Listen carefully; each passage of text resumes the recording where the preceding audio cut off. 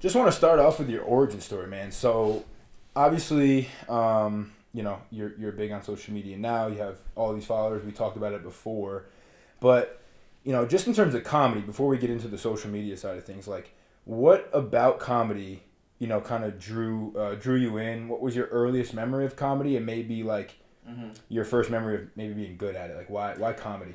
Well, I don't want to get too deep. I know we're trying to be loosey-goosey here, but like, so probably my grandfather, God rest his soul. When we were kids, he'd tell stories and make faces and like would make the family laugh. You know what I mean? And we were always over there, like constantly. We would look forward to it because we would always be like, Grant, make the face or tell us that story.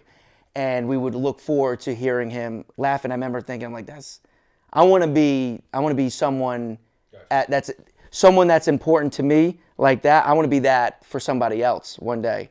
And so I never really knew the magnitude of what he was going through because the entire time this guy was battling cancer, but you would never, you know what I mean? You would never know it. Yeah. And then I got to a point where I understood it and I was like, oh, he's still utilizing like humor as a tool to like get past his day to day. And I was like, that's fucking awesome. I mean, this dude was all of our heroes. And it's like, if this guy can battle what he was battling, I mean, he's typical story that probably a lot of our grandfathers had. Grew up poor, had to... That era. Yeah, had to provide for the family and just never complained, ever. Like, you couldn't catch him bitching about anything that was going on in his life. He would just... His job was to be a grandfather, at least to me, and a father to my mother, and I watched how he handled things, and seeing him handle it in a comedic sense, I was like, that's fucking cool. So yeah, I guess you could say you got your comedy from your grandfather. Yeah. Was he just naturally funny, kind of like you? Naturally funny. He was shy though. His timing was great. Okay. You know what I mean? Like he knew when like to. Yeah, yeah. I feel like back in the day, that's what it was, more situational. Yeah, comedy. Yeah. And I think as time got old, like it wasn't cool. Like when I'm on stage, I'm vulnerable as fuck. Like I will let you know my worst day, my relationships. That was never really that. I don't think that was a thing in comedy. So like for me, it was never. Oh, I can be a stand-up because how I wanted to be was not what I was seeing. I'm not a Jerry Seinfeld. Like It's not like set up punchline. Observational. That I'm very observational, but it's like inexperience. Yeah. Like in my experience, I've dealt this because I know you went through it, or if I can hit you and connect on that level, whether you want to talk about it or not, it's okay because I will. And we all know it's true, whatever that topic is. Yeah. And so that's what got me into the stand-up space. But yeah, that's how it was. And then I think now it's more moving into personal because you can make connections. Right. Doing that. Seems like, I wouldn't call it forced comedy, but more planned comedy is starting to be. Like, the first memory of that for me would be like, you're like Will Ferrell. Yeah. Or like, I don't know who else. Will Ferrell is kind of the one for me where it's like, this dude's just funny because he's funny. Yeah. And there's, like everything, right? There's levels to it. Like, you can be situationally funny. Like, because my favorite probably actor who I think could be great, Ryan Reynolds. Ryan Reynolds is hilarious. You know what I mean? That dude is, like, he's hysterical. He doesn't do stand-up. I think I don't know if he said he wanted to do, but he wanted to do improv. But, like, you can sketch out, like, okay, that guy's got it. Like, if Ryan Reynolds did stand-up, he would do pretty well. Yeah, he could do, but he's hilarious in his movies, but also he's serious in his movies. Yeah. Will Ferrell the same way. He's more serious. Ryan Reynolds almost is more serious in his movies than he is funny. No, check him out. Dude, Deadpool. You know what I mean? Comedy, right? Yeah, a lot of Ryan Reynolds is, but he's got. It's like it's almost hidden. It's like subliminal comedy. Yeah. Friends, that's a good one. Yeah. So he's got some bangers, dude. Not necessarily like this movie was hilarious, but certain parts that he plays, I think is pretty funny. So. We got into it a little bit, but in terms of your comedic influences, aside from your grandfather, did you have anybody else maybe that was famous that you looked up to in terms of comedy? Like I think everyone in my generation, probably Dane Cook was Dane Cook was the first comedian that I watched that I was like, ooh, he's good. Okay. You know, like you're drawn to it. But I would say Kevin Hart, because Kevin was the first to talk about, like, that I saw. Like, he wasn't the first comedian ever, but Savini showed me Grown Little Man, which was his first special. Yeah. And, like, he was talking about his family and his daughter. And I was like, that's what so it's not like, I gotta talk about, like, yogurt. Like, I can actually talk about, like, my life and tell stories. Like, that's also stand-up. Like, in my mind, when I was younger, stand-up was just, like, you got to be a great joke writer. Gotcha. But if you could be a great storyteller, you can also do stand-up as well. And I saw that when I watched Kevin Hart, and I was like, damn. That's cool. Like, I would love to do that. Like that, to be honest with you. Yeah. So, like, not those punchlines, but it's more a story. Yeah. You come along. Yeah. And that's, I mean, I'm not going to change who I am when I'm on stage, but the ability to write a joke is just as hard as to deliver a good story. You know what I mean? So there's levels to it. Yeah. Cool. And then lastly, from the origin story side of things, I always think about this. I think there's a lot of people in this world who think they're funny and they're not. Yeah. Yeah, go to any open mic ever in the world. Dude, they all think they're fucking hilarious. It's the worst. Open mics are the worst to ever go to. But keep going. I went to one in Browns, or Browns Brewing Company one time, just randomly. Me and my friends were like, let's just go to one. And it was just, oh, dude, it's brutal. Like 5 non-funny people in a row. But you got to give them it, you know. Yeah. But it's tough, right? Because those people can be funny, right? They can be, if we're in a social setting, you can go, oh, that dude's hilarious, he should do stand-up. But there is a big difference between being funny in a social setting with no pressure. There's also a difference between being funny behind a camera where you can edit, and then there's a massive difference between being funny live on stage in front of people. Yeah. You know, so, you know, even the best comedians, you know, I've definitely had my fair share where you tell a joke and you're like, ooh. So I was funny when I said it in my head, but these guys didn't think of it. But also, it could be, maybe it's not the joke, maybe it's the way you told it. You know, so like when you're writing new jokes, you're like, it's a nervous thing because you're almost going back to that open mic days where you're like, I don't know what I'm doing. I also think I've seen before, it had been posted on social media, some comedians, I'm sure most comedians, have a joke that they write that's real raw, and then I've seen the evolution of those jokes. Yeah. So they'll start writing it. I saw one with Bill Burr, he told it, and then there was another one where he added on to it and just... Oh, dude, there were... the first show I ever did, I'm trying to think about the last show that I did that you were at. None of it's the same. I mean, we've done so far 11 different shows. Some of those shows have the same jokes, but they're not the same. They have evolved. And just like I was telling Ann, I was like, I'm starting to understand the process and how, like, you write a joke, you're like, this is funny, or you can write a joke and you're like, I know it's good, but it's missing, maybe it's even a word, or maybe it's a catchphrase, maybe there's a pause that you're not doing that you should do that makes it funnier. There's like a science to the whole thing, but the only way to figure that out is to get up on stage and try it.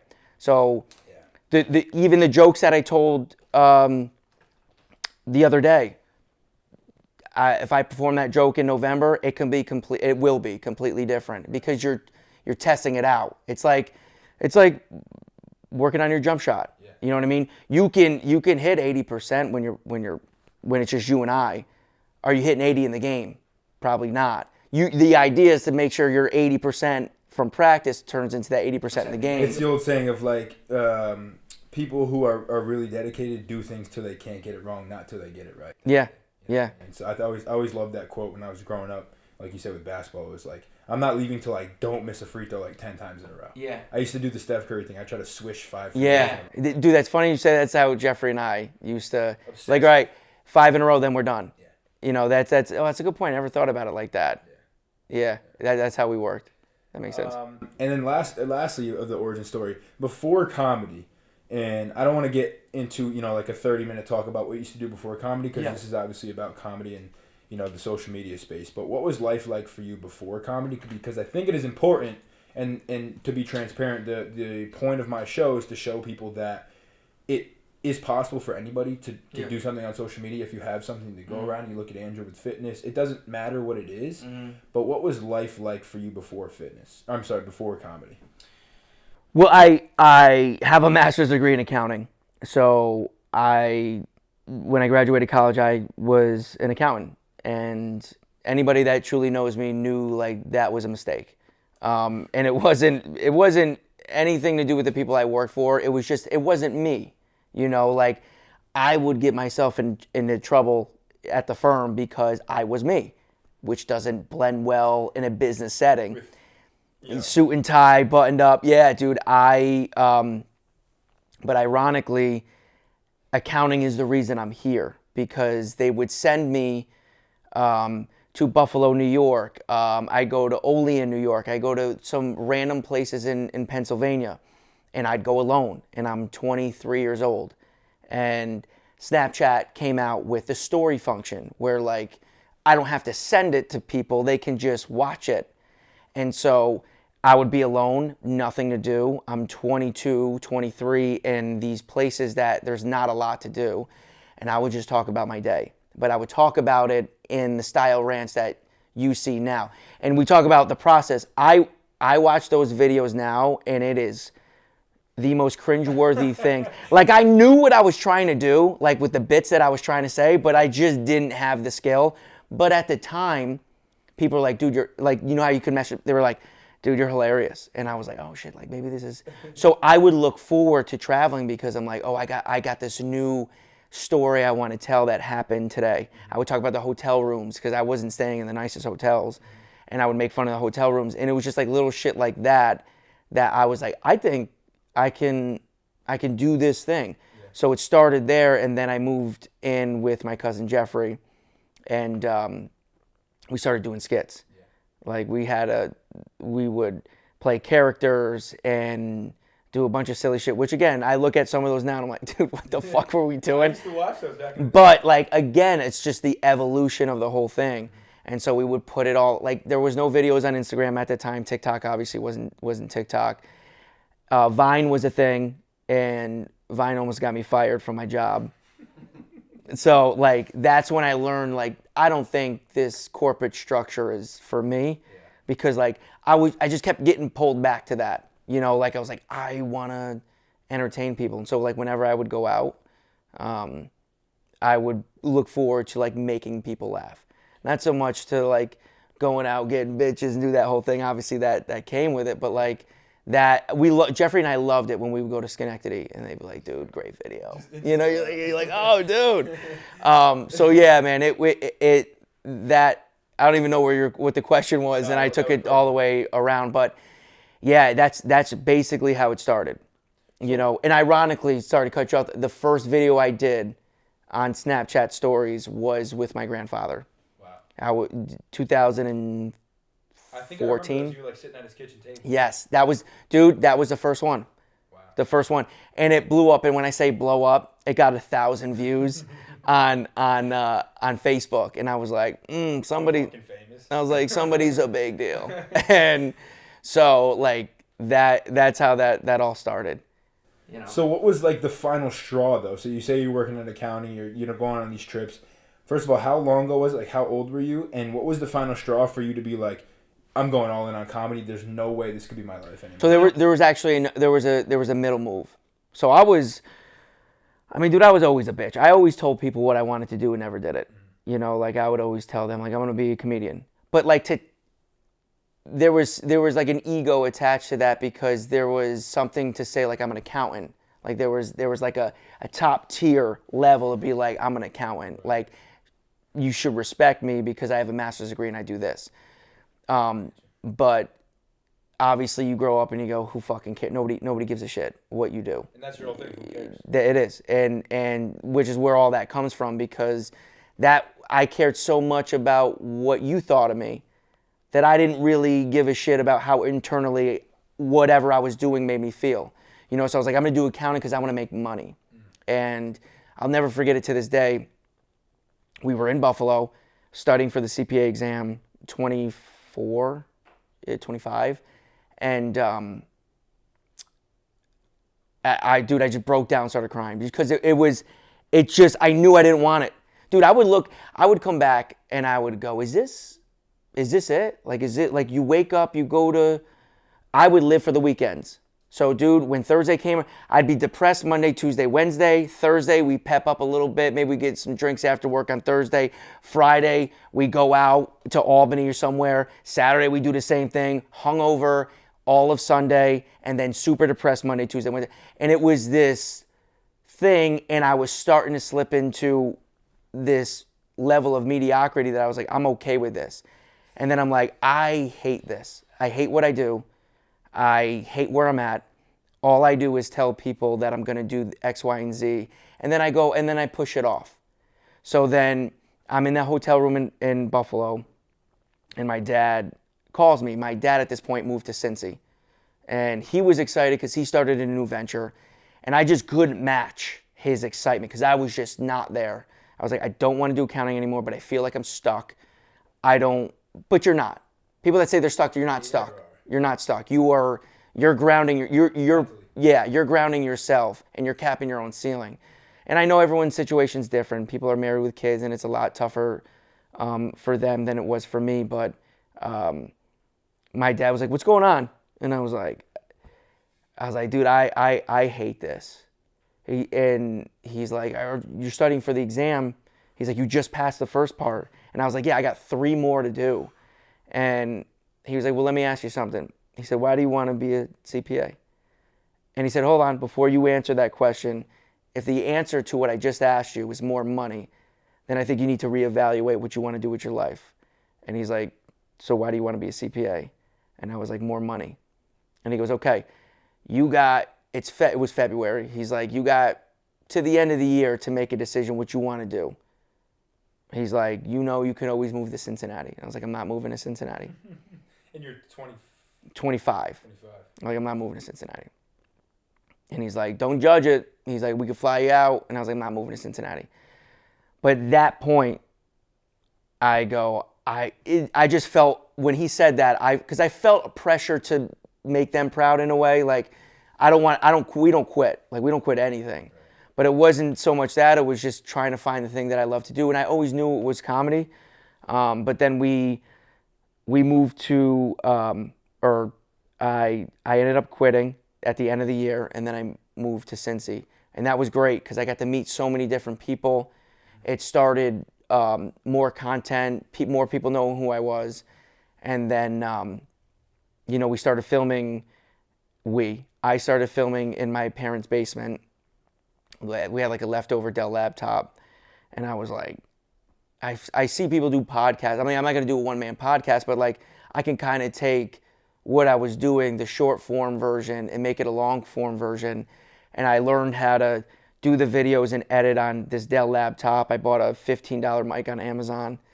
Yeah, I didn't have a chair. I was sitting on a 5-gallon bucket, and I had these headphones that barely worked, but I could hear me through the mic. So I was like, "Oh, these are great."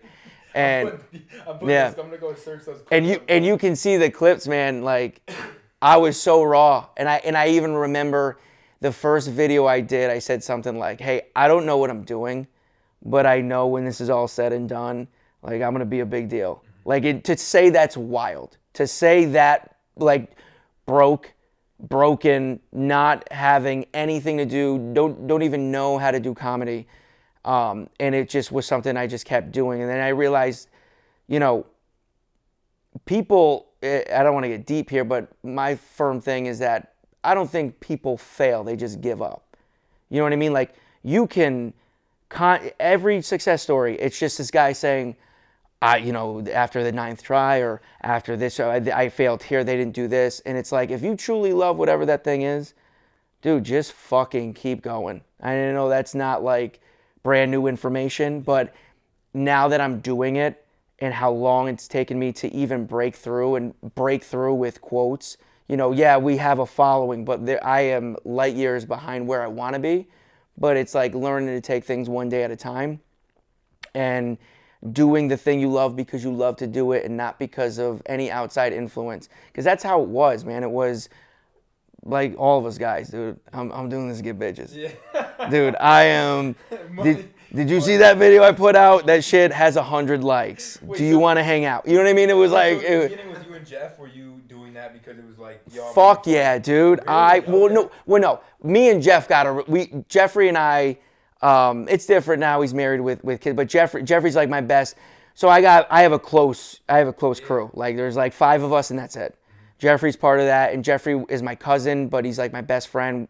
We grew up together, and so we had that camaraderie. And he was like funny too. we had that. So like we loved it. We genuinely loved it. We never did it to be like, hey, we're gonna pop here. Yeah. You know, we did it because we love to do it. The attention that came from it was just an added bonus. Okay. So like when we would go out, we loved it. You know, don't get me wrong, we loved it, but that's not why we did it. Yeah. You know, it felt good to get recognized for doing something you loved, you know? And it was because of those days that I was like, I moved, he stayed, he found his wife, I was still being... You guys were living together. Yeah, we lived together for 3 years. 3 years. Yeah. It was the best 3 years of my life. Wow. Best 3 years of my life. Was that what, like 22 to 20? So about 23 to like 26. Nice. Yeah. Nice. Dude, the prime, dude. It was. Was that around here somewhere? Yeah, it was right across from. We're right next to Crossgates. Oh, okay. Right there on Rapp Road. Yeah, dude, it was. Yeah, 23 to 26, dude. I mean, I'm completely in the middle of that. I'm 24 and a half. I had more fun at 25 than I did all of college. Yeah, dude, it was it was a great 3 years. But like then I moved to Cincy and it was dude, and that's what's weird about me is like I've started over so many times. You know, man, I've had money, and when I say had money, like done okay, not great, done okay, like where I was comfortable. And I've been completely broke. Like when I left Cincy, so you talk about the waves. Like when I left Cincy, I talk about this all the time. I had $47 to my name. Like literally, like at that time I'm 30 years old. I have $47 because I quit that job in Cincy because that was when I was like, dude, I'm gonna be a comedian. TikTok came out, everything was going all right, and I was like, I'm gonna be a comedian. You still had good videos up at that point. Yeah, Cincy. It didn't pop till we moved to Vermont, but like there was probably like 100K on TikTok. Like so at the time it was like I'm fucking crushing it. I was gonna say 100K, that's 100K. Yeah. Okay, but Instagram wasn't really moving, and people were like poo-pooing my numbers, like, oh, it's TikTok. You know what I mean? Like, sick, dude. Everyone's got 100K. Yeah, that is true. TikTok's a little different. So, but now it's not. It's kind of like reversed a little bit. But when I left Cincy, I was done. I was like, we're not doing it. Really? We're not doing it. Yeah. What made you be like, okay, like what was the switch when you got? So when we moved to Vermont, so I even called Savini. Like who Savini is now, Savini's a massive part of why this train moves forward. Savini would call me every day because he knew what the goal was and he saw it. It was never crazy to him. He was like, yeah, dude, you're born to do this. Like when you look on the outside in, it's a little different. Yeah, and I'm the hardest on myself always. So I'm like, nah. And he was like, no, you're born to do this. So then when I moved to Vermont, I was like, yo, the dream's over. I'm going to own this store of my parents, and that's what this is going to be. I'm like, comedy's done. Like, we're not, it's over. Like, we've tried it, fell right on my face. Nobody would let me on their stage. I would literally go door to door, like, open mics, dude, just like where they allow you to sign up being nobody, and they're like, no. And I'm like, they're like, we don't got no room. I'm like, I'm looking right at it. Like, there's a spot right there, like, it's filled. This is Vermont? This was Cincy. Oh, okay. And then I came back to New York and tried, same deal. I traveled to Boston, same deal. I had a dude at Laugh Boston literally laugh at me in my face. Dude laughed right in my face. And I was like, all right, this is stupid. Like, I would literally be like, I can do this. Like, I hope I can have a movie someday. I would literally be like, I can do, like, just give me 2 minutes. If I don't make anybody laugh, don't ever let me in your club again. And so like we go to Vermont and it's like, dream's over. So we're going to own the store. And then I said to my dad, I'm like, dude, let me do videos for the business. And he's like, do whatever you want to do. He said, just bring me money. And so I did one video for the store and it blew up. People were coming into the store. They're like, dude, you're the guy from the video. Nobody knew who I was. They're like, you're funny. Yeah. And that like just ignited, like reignited something to me. I'm like, maybe I do have this. So one day I went home and I was hanging out with my brother, my niece and nephews.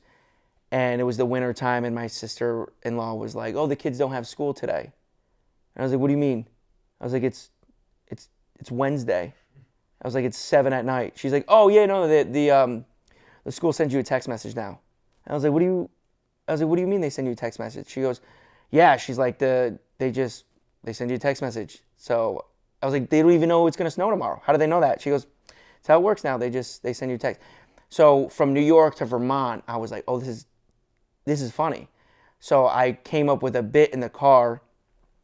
I got to the store, it was like 9 p.m. on a Friday. Actually, it was Friday. It was Thursday going into Friday. And I get to the store. I set up a ring light, and I just turn on TikTok. And at this time, again, I'm like 100K. And I just start ranting about how when I was in school, like we would have to watch the bottom like it was the ESPN ticker. You know what I mean? Like, are they on the Jays? Are they on the Jays? And then like I went through that whole bit. And I just posted it. I didn't think, like, it was just a video. Like, nothing was really working for me at the time. So I posted it. And this is the best. Like, when you don't give a fuck about, and I'm still learning how to do this, like, when you release yourself from expectations and just allow things to be what they are. Yeah. Do them because you love to do it and not because you're looking to get any type of notoriety from it. And I posted it. And I woke up in the morning. My mom's like, oh, wakes me up. She's like, that video's at 3 million views. I'm like, what? I was like, this stupid snow day video? She's like, yeah. And I was like, no way. And then 3 million went to 10 million, 10 to 20, 20 to like 35. And then I went from 100K to like 250 in like 4 days. And I was like, oh shit. And then I was like, what? Now you got to think about the science of it. Why did it hit? Why is this? And you're like, because you connected with people. Like the things that I was doing for the skits was funny, but I was just being funny. Like the people that watch me can go, yeah, you're funny, that's funny. But they can't go, I know what you're going through, or I feel what you're going through, or I can connect with what you're doing because you're just being silly. Yeah. So I'm like, okay, so if I think about things that I've gone through, the chances are there's a lot of people, but I have to be vulnerable to do it. Yeah. So then we started doing those videos, and then everything went bananas. And so then that gave me the confidence to go, dude, let's get on stage. And so that's what kind of led to me getting on stage. And it's funny because the moment you brought that up where you were like, the kids just get a text. I remember that piece of content. Why do I remember that piece of content? Yeah. Because I remember those days. Yes. Even though I'm 24, I still remember down on the bottom. You look and dude. For me, South County, the S's are like kind of back. I'm like, and that like, the whole time. Like, and my mom, she worked for North County. She always knew before me if it was a snow day for her, and then for me. So. And that's what I said. Like you look at nearby schools. Like for us, it was Guilderland. Yeah. Like they're G, we were M. You know, and we're like, if they're closed, we're definitely closed. And there were some times where they were closed, and you're like, 2 hours? How the fuck do we got a 2 hour delay? This is crazy. They're right down the street. Yeah. You know, so I was like, I know that I'm not the only one that has these thoughts, so I'm like, you have to be relatable, and that translates to be on stage. Like, when I'm on stage, I try to. Like, that's why I'm a big crowd work guy. Like and I know like the older comedians are like, I mean, it's not comedy. It is. Yeah, it is. You just best form right it's hard to do. That's why not a lot of people do it, and like. It's for me, like I don't go in with preconceived jokes. Like there are people that will take a premise and lead it into crowd work. You know what I mean? I don't do that because there's no fun in that. You know, the being spontaneous with it is what makes these things so funny, is because you need to be surprised yourself. You can't go up with a preconceived joke and ask them the question that you know is going to lead you to your bit. Yeah. you know? So like that's how I am in real life. Like I genuinely am a massive origin story guy. So when I'm on stage and I see a couple, I want to know how you met, especially if you're different or especially if you stand out. And so like that is how I am, like genuine conversation. And somebody's gonna, but also when you do crowd work, it's tough because everything's funny.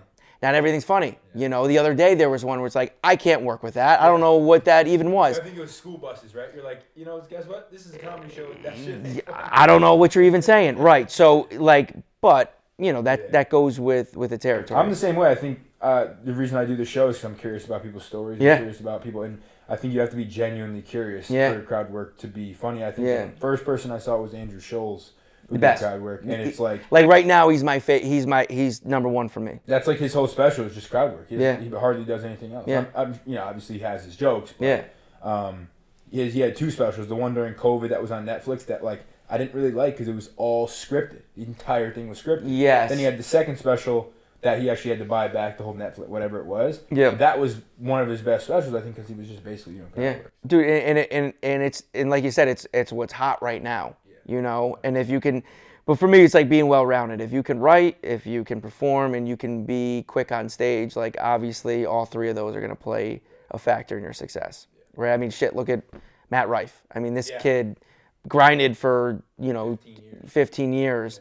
Post one thing on TikTok, and now he's probably one of the biggest touring acts that we have right now. I think that's a good segue. So obviously the point of this show is to highlight the social media part of it. We talked about the origin story of how you got into comedy, and we did talk about a little bit how you started posting, but what do you think it is about social media, obviously other than the fact that it can go viral crazy, everybody's on their phone, like what is social media to you, and how do you utilize that for the I guess you could say just the awareness that you can bring to yourself? Oh dude, it's definitely love-hate. Love-hate? Oh, it's a love-hate. Yeah, dude, if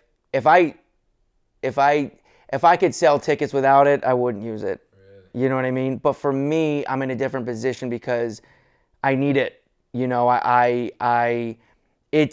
But it's also my stage in a sense. So like when people wouldn't let me on their stage, Instagram, TikTok, that was my stage. It was the only way that I could get things out that people would see. Yeah. And so I made a conscious effort a couple of years ago that I would create something every day. Every single day we were going to post something. So like that was my job, like to like write something, and to my credit, like a lot of it did well, like and I would push myself to do that. And the more consistent I stayed, the more people watched. Yeah. And I was like, okay, so there's strength in numbers, but it's got to be quality. I would never put out, like if I couldn't think of something one day, I have so much content that I can go back and post something that I already posted. Yeah. And I have new followers that didn't see what I posted 2 years ago, but so like for me, it was just don't worry about the numbers, just keep creating, because there is I'm trying to think of what Denzel said. He said something like without it's like without hard work you'll never start, but without consistency you'll never finish. And so like the most important thing for me was just to take action. So my action was creating. And I would feel like shit if I didn't. I would feel like I was cheating myself. Like, bro, you got one job. Yeah. To do the one thing you love. You quit everything. You left everything. Like, this is what we're doing. And you can't create anything. Mm-hmm. So, like, for me, it became something, somewhat of a job, but something that I enjoyed to do. Right. So it was like, all right, every day we post. What was it like for you when you started posting, though? In terms of your friends around you, I know you said you have a small, like 4 to 5 people group, but was there any like cutting the fat? Or did you get any hate? Like what was it like? Oh yeah, dude. Like not from like my circle, but you're always gonna get hate. Yeah. You're always gonna get hate, but in the same breath, you're gonna get secret admirers that will never tell you to your face that they love what you're doing. But also in the same breath, I hear from people I haven't talked to in 5 years. Yo, bro. Been following you, man. Love your shit. It's like, I wish you would vocalize yourself a little more. You know what I mean? But Yeah. I learned to let that go a long time ago. I think early on I got more hate messages. Like DMs? Or just like comments? More so comments. I mean, the negative DMs would come, but that was early on. Like, dude, you're not funny. Stop posting. You know, like, oh, dude, you're trying to. I got a lot of like, you're trying to be like Sebastian Maniscalco. I'm like, you don't know me. I'm from New York and I'm Italian. Like, that's how we all sound. You know, so it was a lot of like. It was a lot of like, you're trying to be this person or like this and that. But like, I've always prided myself in originality. Right. So if you're going to try and say that I'm trying to be someone, just, you're not listening to the content. Right.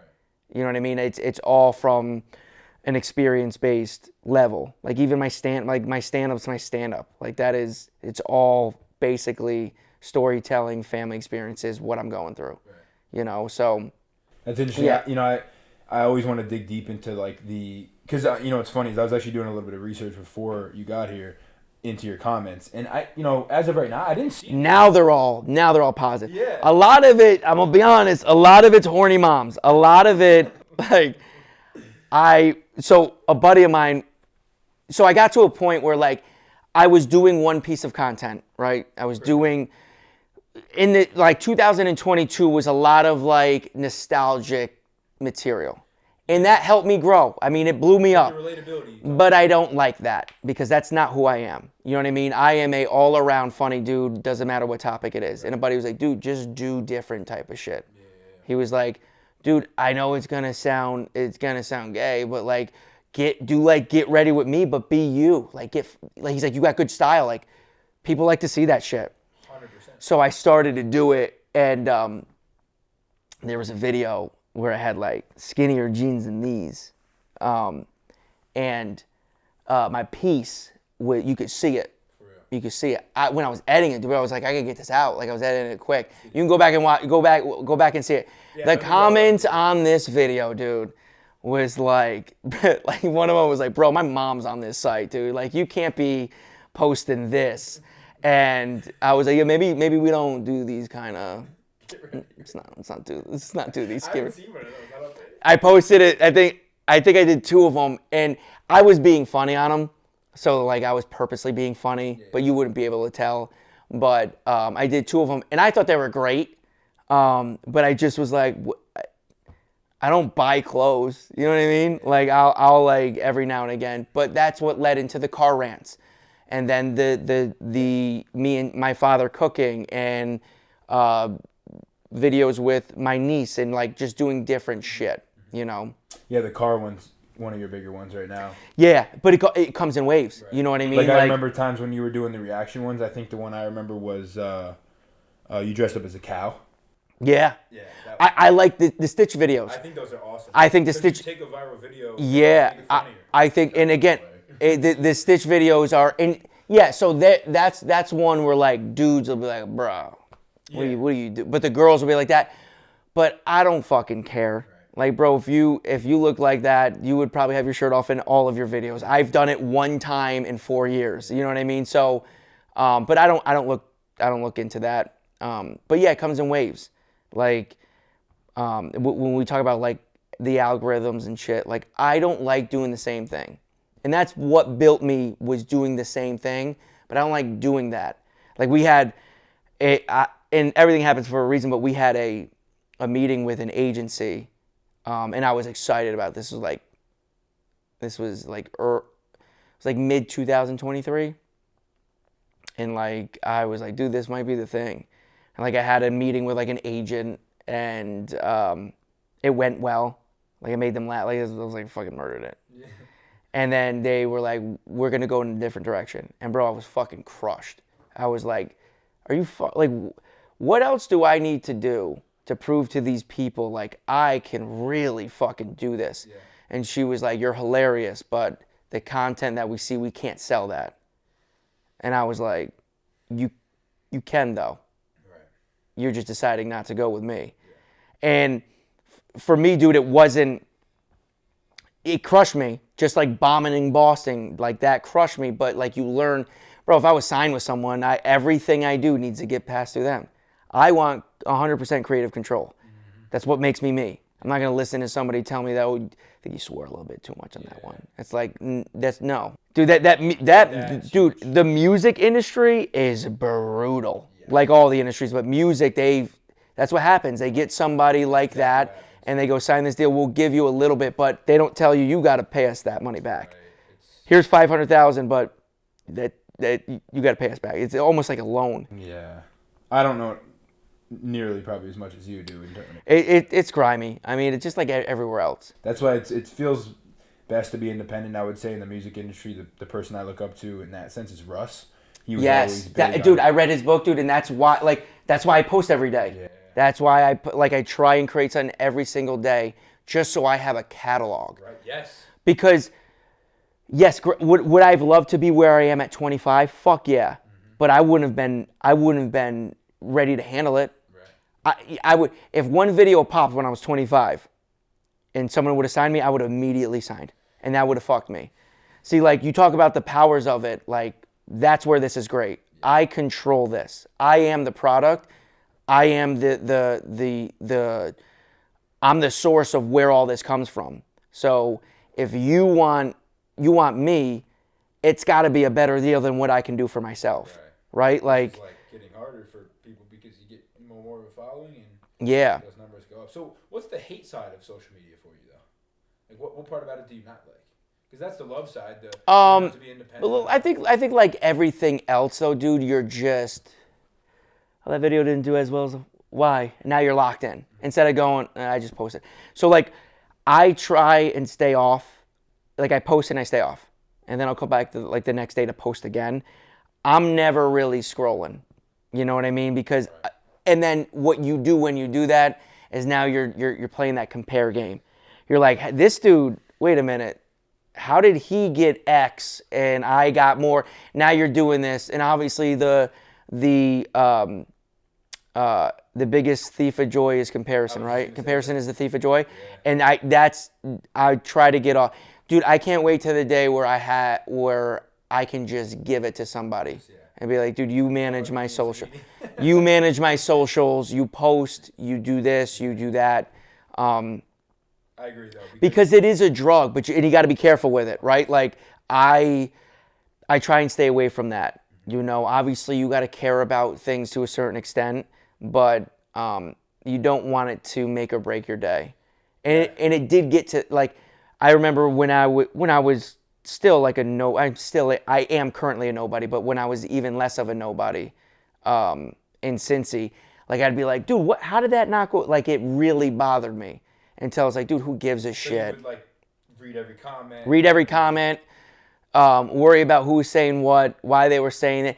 I would always feel the need to explain a bit, you know. Go back on. Yeah, and just be like, yes, it was funny because this, and it's like, dude, shut up. Yeah, like if they didn't get it, then it wasn't funny. Yeah, I get you. Yeah, I get you. Yeah. Yeah, I think that everybody falls into that where you go on social media. I don't think anybody's gone on social media and then sat there for 2 hours, binge it, and been like, I'm so happy right now. Yeah. Like you feel way worse after going on social. I remember kind of when it changed, like I posted something, it didn't do well, and it was good. I was like, this is funny. Yeah. And it just didn't do well. And I was like kind of bummed out about it. And my mom was like, what's wrong? I was like, I posted this video and I thought it was like great. And she's like, it was great. And I was like, yeah, well, it's got shitty numbers.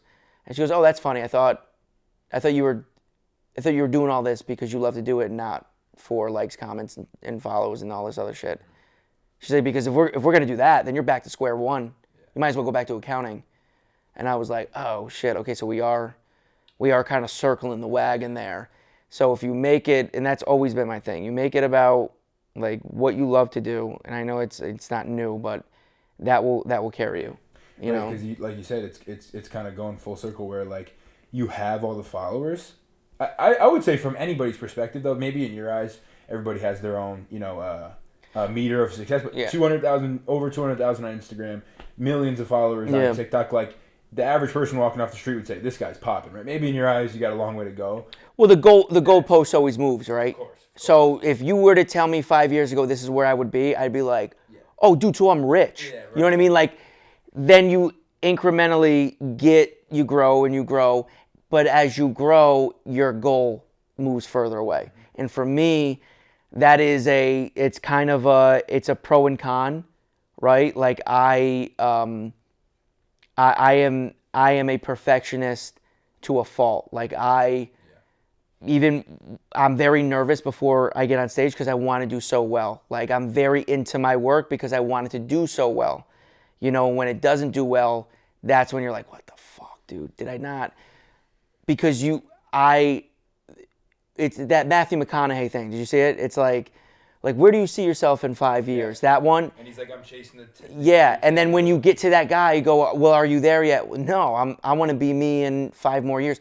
So the danger in that is never being satisfied, which is, again, it's good and it's bad, you know, because like you said, people can look at me and go, oh, dude, this dude's fucking, he's got it all. Yeah. I know I don't, but like I have to take a moment and go, hey, just appreciate how much you've grown. Right. Appreciate where you are and the opportunities that you have because of you never giving up and continuing to put stuff out and continuing to risk yourself. And dude, the only reason I started stand-up, the only reason was I've heard no so many times. It was one after another.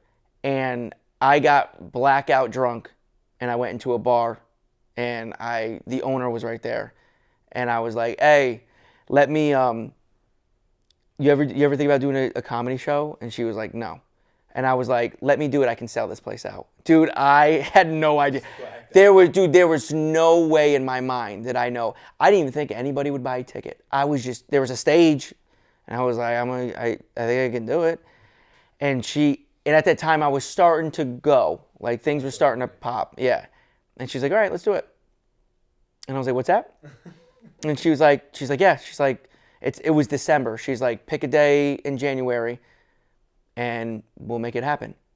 And I was like, yeah, we can do it. And then I got home, I go, what the fuck did I just do? You wake up the next day. Because she messaged me, she goes, we got you on the books, pick which weekend. And then it almost forced me. Like everything happens for a reason, it forced me. And I was like, all right, January 29th. Right. And dude, I have never done stand-up. So I was like I did a couple open mics, but I was like, I got to do an hour. Yeah. I don't even have any jokes. I got 4 weeks to put on. Bro, I had nothing. People always say nothing good comes from blacking out. I would disagree with that. Bro, when I tell you, dude, I had nothing. I had no material. I had 4 weeks to come up with something. But I'm a storyteller, so I'm like, I have a fan. Like, it's what I do every day. And so I was new to the area, so I just talked about, and I was like, but I don't even know if anyone's going to buy a ticket. So it's a small town. I put out a video, sells out in like 26 minutes. Wow. How many seats? Like 50, 60 seats. Remember what you sold tickets for, or is that you don't want to talk about that? Dude, no. I gave it to charity. Yeah. I don't talk about, dude, I was so grateful. One person bought a ticket to come see me. I was like, yo, all proceeds are going to the Children's Health Center in Vermont. Do you remember maybe how many followers you had at that point? On Instagram? Yeah, whatever. Probably like 7,000. Really? Yeah. Wow. Yeah, dude. Probably had like 7K on Instagram. Wow. And probably like 300K on TikTok. Okay, there you go. Yeah, and I was like, oh my God. Then I felt the pressure. I was like, oh, you got to be good now. Yeah. So like all my we went over capacity. She extended it, I think, to 75 because the demand was there. And I was up there for 45 minutes. Ended in a standing ovation. Wow. Yeah, dude. And I got off stage. I didn't know what to do. I was like, what just happened? And I don't know. Did you meet my brother the other? And my brother, yeah, he's not like a lovey-dovey type of guy. Kind of similar to your dad, maybe a little bit? A little bit, yeah. And he knows how much I've struggled. And he knew how much I wanted to get on stage, but also he knew how bad I was going through it in terms of like, who am I? Like, what do I want to do? And I hopped off that stage and he dapped me up and he's like, I think we know what you're meant to do for the rest of your life. And coming from him, I'm like, fuck, dude, I think I can really fucking do this thing. How many years ago was that? 3. 3 years ago. That was your first. Oh, no. First No, dude. That was like a year and this is why I hate telling people, because people that are in stand-up, they're like, there's no way you're moving that fast. You know? Dude, that was January 23. Wow. That was January 23. We went from 7K on Instagram, 300 to like 1 point whatever on TikTok, 220K on Instagram, 11 sold out shows. When did you start filming your stand-up shows? Dude, we filmed that one. Oh, you did? Oh, it was dog shit, dude. I didn't understand the audio. Yeah. I didn't understand that I needed to be mic'd up as well. Yeah. So it was dog shit. I mean, it sucked. It was you couldn't hear me.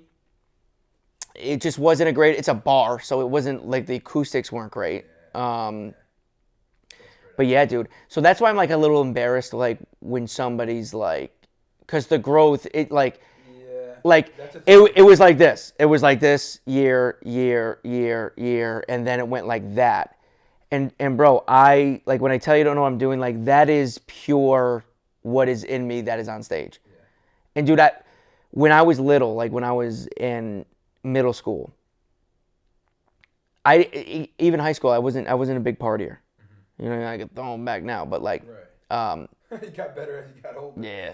Only person ever. I was a nerd. I was school basketball. That's all I did. But I would stay home on weekends because on the weekends, Comedy Central would release 30-minute specials. Mm-hmm.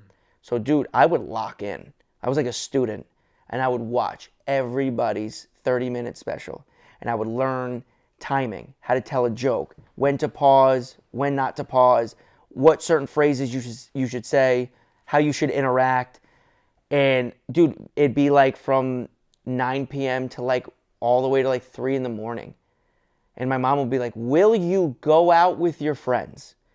And I was locked into that. And every weekend I would watch 30-minute Comedy Central specials because they would always put them out. Mm-hmm. And I was like, that's what I want to do. That's the grind, man. I was like, I want to do that. Yeah. So it's always been in me. It's just like fear always plays a role. Yeah. Like, even when you have 7,000 on Instagram and you go blacked out to that girl. Yeah. And you say, hey, can I host Bro, just fucking delusional self-belief. You have to have it. Like and then I remember when I stepped on stage for the first time, I was like, what the fuck? Yeah, when you like first get up there. Bro, they're all looking at me. You're like, wait, I'm supposed to say stuff. I'm like, oh my God. Dude, I remember my mouth was so dry. Like you could hear it on the mic. And I didn't know how to like take a water break. You know what I mean? Like that pause, yeah. Yeah, like now you see me, bro. I do it and I fuck with someone in the crowd. Dude, it would be dead silent. And you'd hear me, you know what I mean? And they're like... It's funny, the evolution, man. Yeah. And 11 shows in. I mean, think about when you're 100 shows in. Yeah, dude. And it was... it's been a wild ride. Yeah. But that's like... But even me, I'm like not... Like, we're not close. Like, we have to do so many different things. Yeah. Yeah. So, just to stay on the social media things, I have a few more questions when it comes to social media. I wanted to just take it back for part of it. I always like to put this in. What was that feeling? And we don't have to go too deep into it, but what was that feeling like when you first posted your first ever piece of content? So that could be a Snapchat story, or it could have been whatever it was. What was that feeling of like, I put that out there? Because I think we just talked about fear. I think a lot of the times why people don't post is because they're scared what people are going to say, whether they think it's funny or not. Yeah. I've been a victim of that for probably my whole life. I used to post some content in high school, and then I just stopped for a long time because it's just like the judgment. So what was that feeling like posting that first? So the first one was the Snap story with my grandfather. Okay. And that did exceptionally well. Yeah. So like that wasn't a good one, but Yeah, it takes a while to go, hey, nobody fucking cares. Yeah. Which is why I started the Who Cares brand. It's like, you are making a bigger deal about it in your head than you are with thinking other people are thinking about you. Because I would always put it in the perspective of, if I see something like ridiculous online, I look at it and then it's out of my brain. But when you do it, it's yours. You go, what do they think? Yeah. What they think? And like everybody's the center of their own life, so I think there's a saying. I know we've gotten to a couple sayings, and I love it. But in your 20s, they say, you're worried about what people think about you. In your 30s, it's like, why was I thinking about them in the first place? And in your 40s, you realize nobody was thinking about you in the first place. Bro, it's like, yes, exactly. It's like, it's even like relationships, right? Like, you look back on a high school relationship and you remember the day it didn't work out, crushed you. You were like, I love this girl. Yeah. Like, I loved her so much. Clearly, I've been hurt a lot. He's like going back to trauma right now. You're like, I love this girl, even like college or whatever, even after. And you're like, it didn't work out, and years go by and you go, what the fuck was I thinking, dude? Thank God. Dude, what? Like, what you think is a big deal at the time, I always tell people, time's your best friend. Give it time. I know you think this sucks, but what I've also, because so many things haven't worked out for me, and I say that not in a like, ooh, pity me. Yeah. I say that because those have been the best things that have ever happened. The best things that have ever happened to me have been the things that haven't worked out, because I've gained a perspective that, oh, this wasn't meant to be. I know people hate when people say that, but it's true. The worst things that have ever happened to me have been the things that I've forced, whether it is a relationship, a job, staying in a city, staying here, or staying in a relationship. It's like those things forced. I would always tell my cousin when he was going through a similar situation, I was like, what you're doing right now is you're trying to fit a square peg into a round hole. And the only way to do that, the only way that works, is if you shave the sides of the square, essentially and metaphorically, you're changing yourself to fit a different narrative. Man, that's hitting hard. So like, dude, so that was me. That was me for so long, dude. It was, and then ironically, the way you learn to do that is you learn to be alone. And so when you move to Vermont and you are 31 years old and you are moving in with your parents and you go, what the fuck just happened? What are we doing? You got two roads, right? So you can go, I'm a fucking loser. Like, I am broken. Every relationship that I've tried to make work doesn't work. You can fall into that pity party, and you can fall victim, or you can go, hey man, we're here for a reason. Instead of worrying about where you think you should be, make the most of where you are. Because you have no idea what that's going to lead to. No idea. Dude, the day that I moved to Vermont, when I had $47 to my name, and I was literally, dude, I would be like just praying to God, like, show me why we're doing this. I don't want to live here. I don't want to do this thing. Like, this is not how this was supposed to go. Right. And slowly, as I learn, like, dude, you're right. You're all right. Figure it out. And the only way you do that is to be comfortable with yourself. Be comfortable being alone. If you can't be with yourself, you can't be with anybody else. Yeah. If you don't love you, how the fuck are you going to love somebody else? Super cliche, but it's like, it's cliche for a reason. Right? It is, dude. And I, again, very corny, I had to fall in love with me in order to be comfortable with who I was and where I knew I could be. But then I had to accept the fact that it was going to take a long time. Right. I've started over 1 billion times, and now I feel like I am on that right path. It's just, we got to grind. Yeah. You're fully in those stages of like, you've had success, this can work. Yeah. It's just about putting in that time. Yeah. You mentioned before, like, you feel like a lot of people, and I think it's true so too, like, they don't fail, they just give up too early. Yeah, they do. Like, they underestimate how much time it actually takes. There's so many quotes, but it's like, how long you think it's gonna take, like triple it. You know what I'm Yeah, saying? yeah. Like triple it, because Yeah. that's realistically what it's gonna take. Another cliche thing is like people overestimate what they can do in 1 year and underestimate what they can do in 10. Love those sayings. You can't put a timetable to it. I remember listening to an interview with Bryan Cranston, and he was like, the funniest thing about being out in LA is meeting people that are trying to get into the business, and they'll tell you, I'm going to give it a year. And Bryan Cranston goes, I love hearing that, because I tell them, well, I can save you a year. Just move back home. Yeah. We have, the worst thing is having expectations. Even for me, like, I make a video, I go on stage, you expect to kill. Because how could you not? Right. But that's the fastest route to disappointment. But if you go on there or you go on stage, you're like, I'm gonna have fun today, man. Like, I got no, like, if it goes well, it goes well. If it doesn't matter. I'm gonna go on stage and I'm gonna be exactly who I am, and I'm gonna have fun. Right. Or I'm gonna post this video because I had fun doing it. I don't give a fuck who likes it or not. Yeah, I really don't. Like, do you have a formula where you're like, this is gonna go viral, or you're more like, I think this is funny? You know what's funny? Every time I go, this is gonna crush, it doesn't. And the ones where I go, just post it, murder. Yeah. And it's almost like that's the universe being like, dude, stop giving a fuck. Just put it out. Yeah. Put it out. You love to do it. Just keep and move on. Next day. Mm-hmm. You know, it didn't do well. You create another one. Right. You know, and for me, it's like consistency part. It's it. It's it. You know. Yeah, no, I think it's very underrated. Is just doing it every day, man. People just don't want to go and do it for 5 years, like you said with the acting thing. It's like, give it a year. Give it a year. Like, dude, and I think that's huge. I was in a job just recently where, like, if I had given it 5 years, I could be making $500,000 a year, like genuinely $500,000 a year. And I'm like, I can't give this 5 years. This type of stuff, this interview stuff, the video stuff, I can give this the rest of my life because I love it, man. Yeah. So I'm not in a situation where I'm like, oh, this second video I'm gonna post has to pop. It's like, no, this is just a stepping stone for me. Every time my end goal was money, like I'm doing X, Y, and Z for money, it was always a dead end.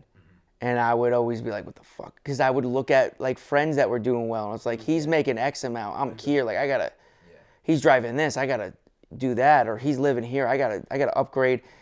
Every time I try to follow suit where the end goal was money, it was always a dead end, you know? And then this is the only thing that I don't care about money. Like comedy, like the first 2 shows that we did, I gave it to charity. It was never about money, you know, and as long, and I hope we can document this in 2024, as long for me as it will never be about the money, I will do this for as long as I can. Right. The moment I start to be like, I need X amount to perform, I need to do this, and that, that's when I think it's going to revert back to me being an accountant again, you know, because we're not doing it for the right reasons. So it's, yeah, man, but there are days it sucks, man. Not every, again, I know people look at my social media and they're like, I'm just killing it. Not every day is great for me. Yeah. I'm a human being just like everybody else.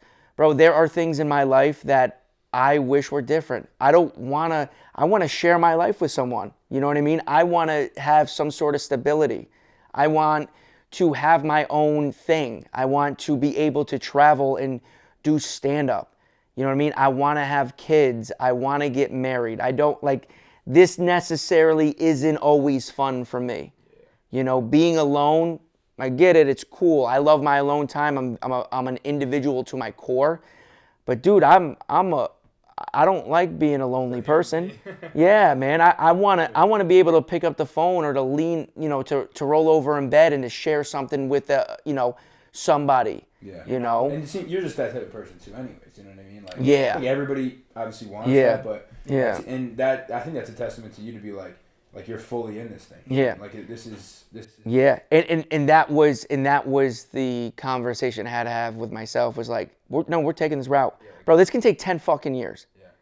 Yeah. You can make it at 40. Yeah, Are you okay with that? Gary Vee always talks about that. People think when Yeah. you're 30, like it's over. He's like, dude, what? He Yeah. goes, you know what I was doing when I was 34? I was stacking fucking shelves Yeah. at my dad's liquor store. He Yeah. was like, look at me. And you know, I've gained a greater perspective now because there are, you know, yes, I own the store with my parents, but like it's not a typical ideal situation because it's a seasonal business.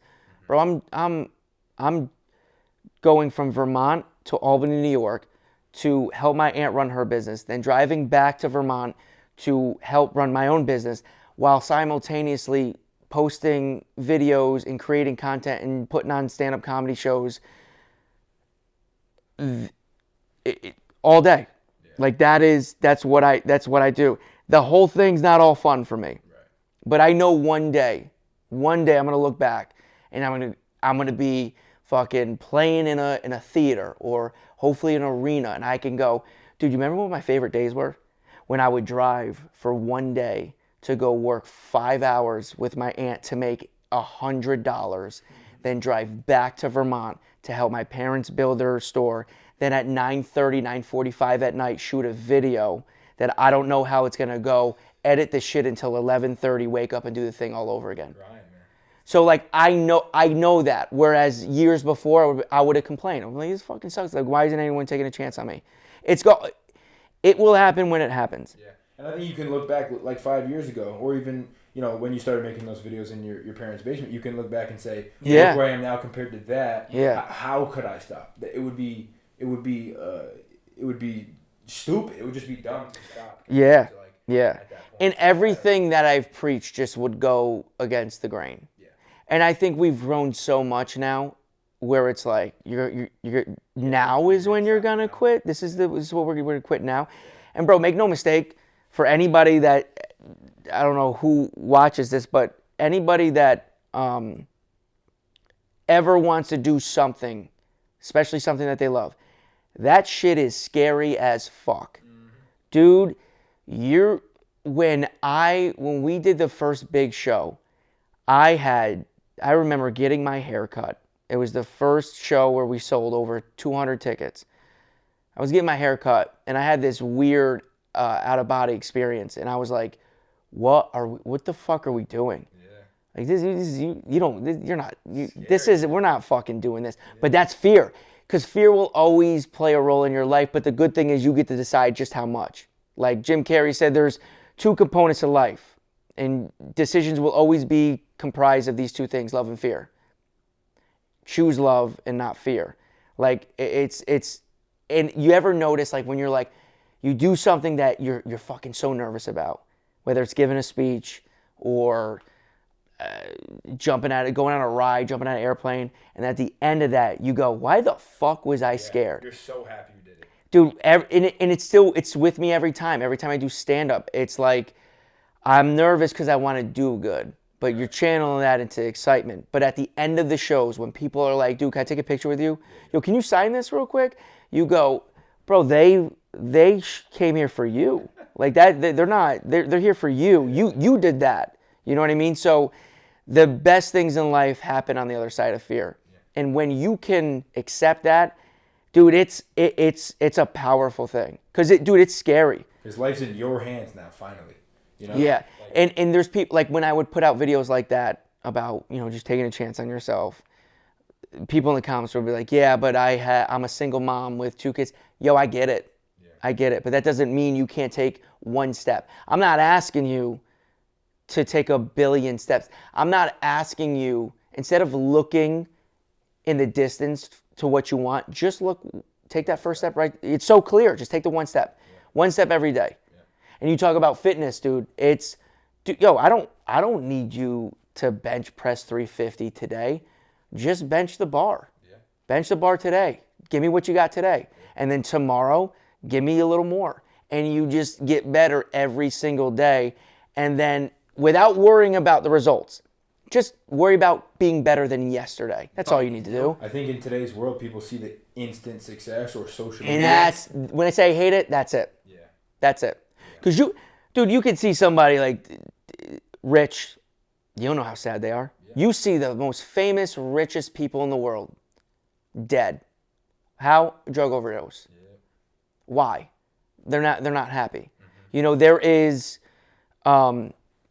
it's a dangerous game. It is. It is. I think the thing too with social media is that it's a highlight reel, right? So you post on social media, that's the funniest bit you did. There's like you talked about it, you have 100 other bits that you don't think are funny, and you've gone through it. You could post it. You don't think they are, or you see somebody who's been posting on social media for the last 4 months and they've been doing really well, but you don't see that they've been posting on YouTube or they posted on Vine 7 years ago. Yeah. Like, they've been at this thing. Yeah. It's very rare that you find somebody that starts posting or does anything and like a year in or 6 months or a month in is like famous. I think you see it a little bit more with TikTok and Instagram and stuff, and I think that's where reality gets a little bit, confused for most people. Yeah. That's just not reality for 99% of people. Yeah. You know what I mean? So. Yeah, dude. I mean, fuck. Again, you would look at me and you would go, this guy probably... People that I meet that when they come and see me in Vermont, they're like, dude, you fucking live here? I thought you were in LA. Yeah, right. It's just the perception. Yeah. I've done a billion videos being like, here's my store in Vermont. Yeah. But your perception is you think I'm so big that I'm probably signed with an agent and living here. Yeah. Dude, I am just like the next average Joe. I just love to do this one thing that I've been blessed so far to continue to have opportunities to do it, you know? But like I said, I'm no different than anybody else. Anybody can do it. Right. You just got to have the balls to go, fuck it. Let me just jump in real quick. That's a great segue. That's going to kind of be the last thing. I'm just looking over my questions here. But I'll say this, man. I love it when people come and visit. Like it's awesome, and people are like, "Dude, what's the best thing? What's the best thing about like everything that you got going on?"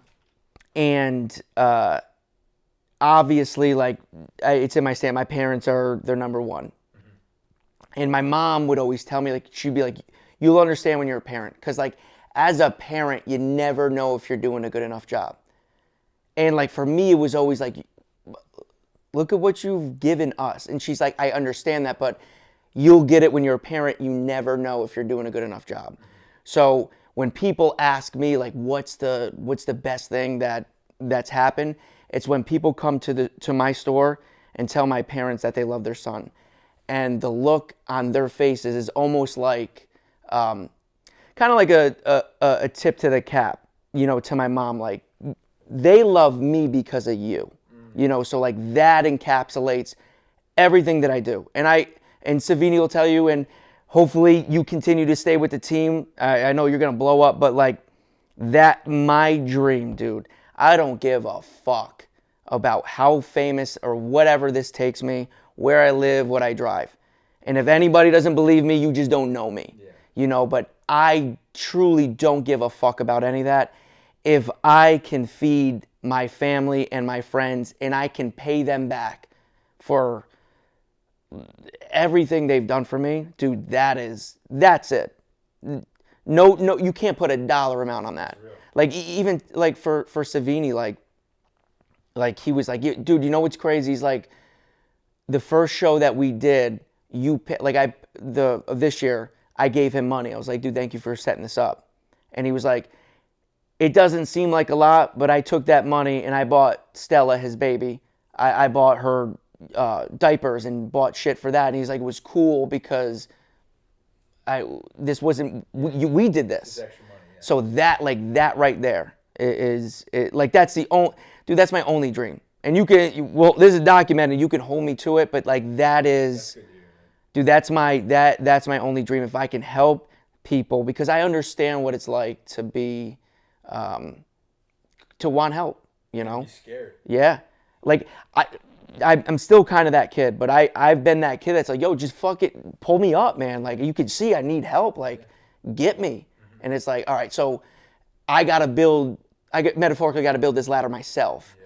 So I've always told people like, I want to be the ladder for other people that were me. So like 10 years down the line, I want to look at the next Anthony Robustiano and be like, bro, I got you. Yeah. Like, let me show you how we. Just make the path clear for them. Yeah, let me show you what I did. I'm not gonna do the work for you. You gotta do the work. But like, the thing, this is how you get here. What advice would you have? This might be one of my last questions, one of the last two. What advice would you have for people that are fearful of posting on social media, and just can't take that leap? Like, you know, what I guess not what was it for you, but what is it for other people that they need to get over in themselves to start posting?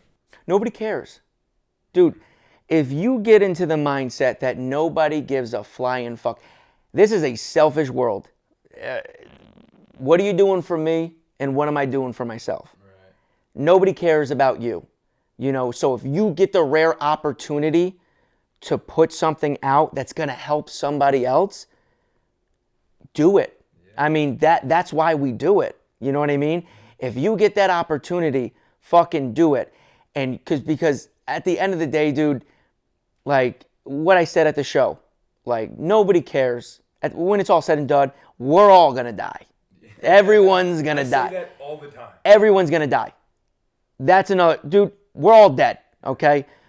But if you can leave your mark in any capacity, like for me, nobody will ever care about what I drove, who I dated, who I fucked, where I lived, what cars I drove, what kind of money I made. The only thing people will ever take away from my life was how I made them feel. And you're robbing yourself of an opportunity to make somebody feel. Because in the same way that you feel, whether that's shitty or you're sad or you're depressed, you're not the only one. So if you can do your part to help the counterpart of you, I mean, why not do it? Yeah. This world sucks as it is. This is a crazy world, dude. If you can put your good into this world, why wouldn't you want to do that? Like, and again, nobody cares. Bro, my first 2 years of posting, yeah, I was funny, but people thought I was funny, but it wasn't good. You know what I mean? I thought it was good.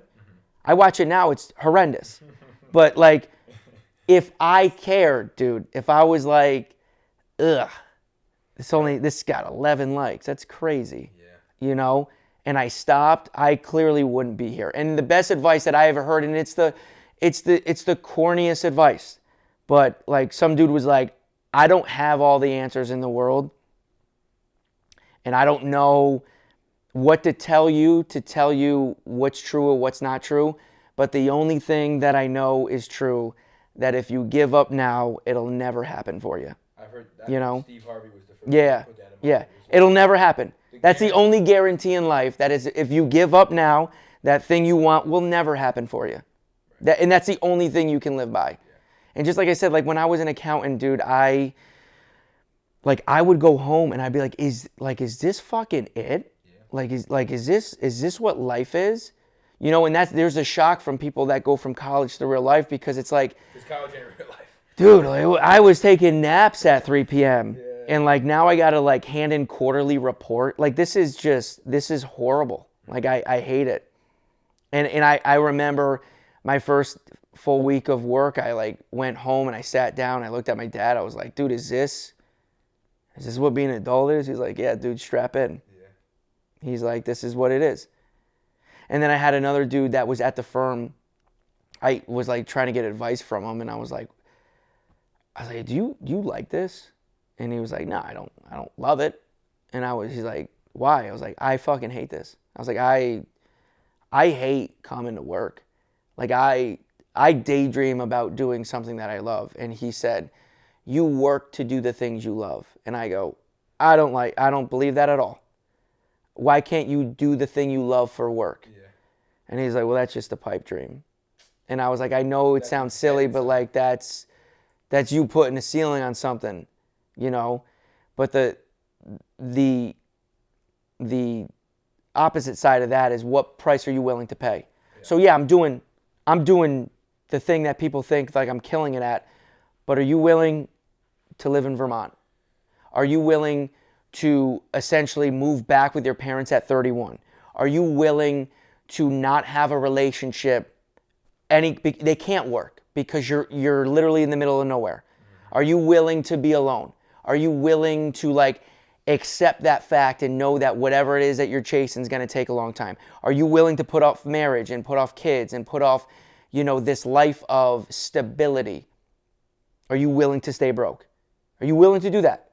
Because if you are, by all means, man, like, come follow me. Right. But not a lot of people are willing to pay that price. Right. And and we could maybe end on this, but like another thing I heard was this guy, and that made me think about that, was this guy said, if you are not willing to pay the price it takes to get the life that you want, just wait till you get the bill for regret. So for me, I was like, fuck, that cuts deep, because I know where I'm at isn't ideal for me. I know this is, I don't want to be where I'm currently at times, but I know if I continue to make the most of my current situation, that thing's coming, man. I don't know when it's coming.